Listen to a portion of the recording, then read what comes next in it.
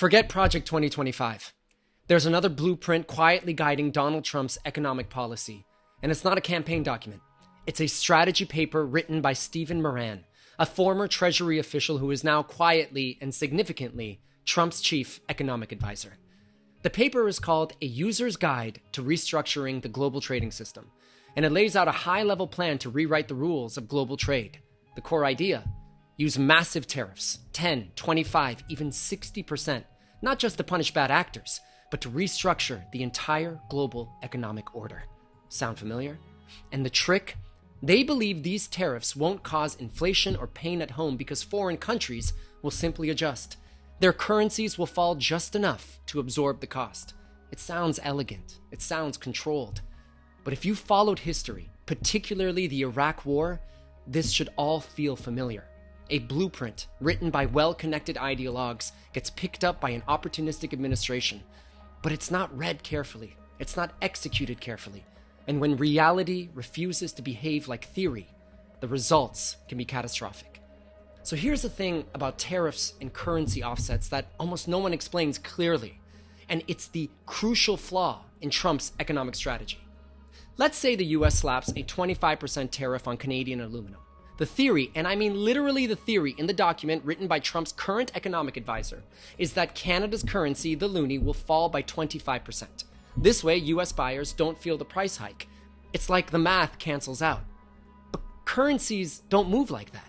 At least not neatly. They're not tied to tariffs like puppets on strings. They're driven by investor confidence, interest rates, global risk appetite, 1,000 other things.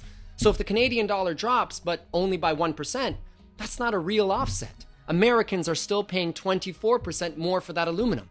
That cost hits US businesses. It hits consumers. It pushes up inflation. And if the Canadian dollar drops too much, then Canada gets hit with inflation, capital flight, possibly a recession. Suddenly, the whole global economy is wobbling because someone expected math to behave like politics. And this isn't theory class. It's the global economy. And if the currency offset doesn't happen, the pain is real. We've seen this movie before. A complex idea born in a think tank gets condensed into a simple doctrine. It moves from white paper to campaign promise. It falls into the hands of an administration that sees the outcome it wants, but skips the work required to get there. America did this with the PNAC, the Project for a New American Century, and its now infamous document, Rebuilding America's Defenses.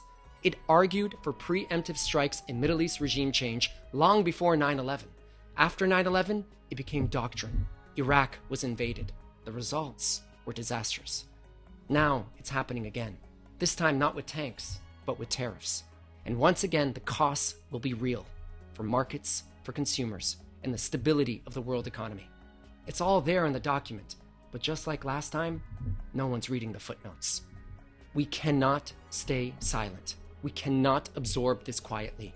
Canada and the world must retaliate, not because we want to escalate, but because we must defend the principle that global trade is not a gangster chess game run by one man's whims.